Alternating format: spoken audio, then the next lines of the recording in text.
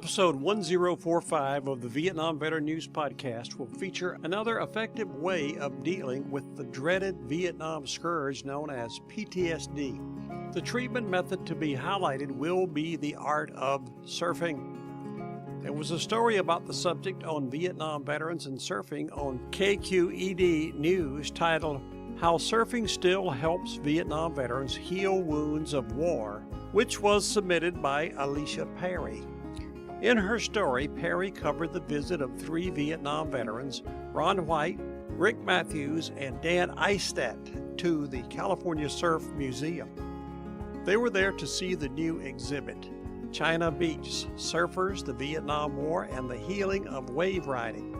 All 3 of the veterans grew up surfing in California and served in Vietnam. None of the 3 crossed paths in either California or Vietnam, but when they met up at the California Surf Museum, they found they had a lot in common.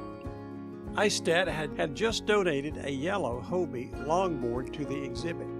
It was the same Hobie board he had taken to Vietnam and surfed with on the white, sandy beaches of Vietnam.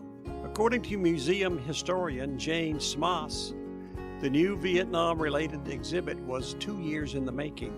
It is chock full of items like photos of soldiers standing on beaches, vintage 9-foot wooden boards suspended from the ceiling, and text with first-hand accounts from 60 Vietnam veterans.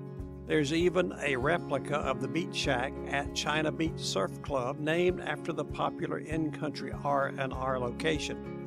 As more veterans talked about surfing experiences both in Vietnam and other locations, it became apparent surfing can be an effective method of dealing with PTSD. Matthews said this about surfing and PTSD. Being in the ocean is therapeutic. The solitude, the flow of the waves, it's a lot like going to therapy. Listen to episode 1045 and discover more about how surfing is helping PTSD sufferers. Go to VietnamVeteranNews.com.